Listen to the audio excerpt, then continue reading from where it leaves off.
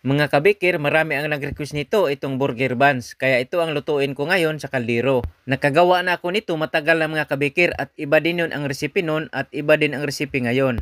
Panoorin ninyo ang video, napakadaling gawin lang. Para kayo na lang ang gumawa. Lalo na kapag malayo kayo sa bikiri o malayo kayo sa bayan mga kabikir. At hindi naman problema sa lutuan natin dahil sa kaldero lang natin lutuin mga kabikir. Pero sa may mga oven, sa oven din lutuin. Ito ang mga ingredients. 1 3/4 cup first class flour, 1 teaspoon instant dry yeast, 2 tablespoon sugar, 1/2 teaspoon salt, 1 tablespoon powder milk, 1/2 cup water, at naglagay din tayo ng 2 tablespoon cooking oil. Hinalo ko, tinunaw ko una ang sugar, saka ko inihalo ang lahat ng mga ingredients. 4 minute ko itong mix mga kabikir mano-mano gamit ang kamay. Pero kapag may dough roller kayo o dough mixer, madali lang itong i-mix mga kabikir.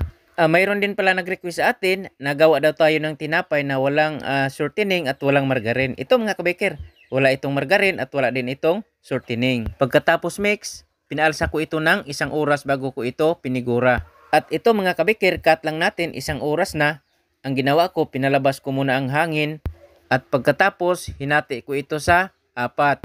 Tag 100 grams ang bawat isa mga kabikir. Pero depende yan mga kabikir sa inyo kung ilan grams ang putol ninyo. Pagkatapos kong mabilog, pinapaalsa ko ito ng 1 oras bago ko ito niluto. I-flat lang mga kabikir ha, bago natin paalsahin.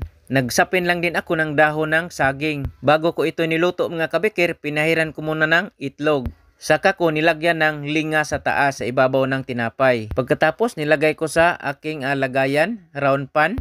Sa pagluto mga kabikir, pinapainit ko ang kaldero ng 2 minutes saka ko inilagay ang ating burger buns. 10 to 15 minutes maluto itong ating tinapay. Ito mga kabikir, luto ng ating burger buns. Mga kabikir, ang luto ng kaldero parang luto din ng oven. Pagkahango, pinapalamig ko muna ito mga kabikir, saka ko ito in-slice. Ang recipe natin 1/4 kilo. Kapag gumawa kayo ng 1 kilo, i-times 4 nyo lang ang lahat ng mga ingredients. Sa mga kabikir din natin na may mga oven, kapag sa oven lutuin, temperature 180 degrees, maluto ito 15 to 20 minutes. Mga kabikir, sana nagustuhan nyo ang recipe na isinare ko sa inyo ngayon.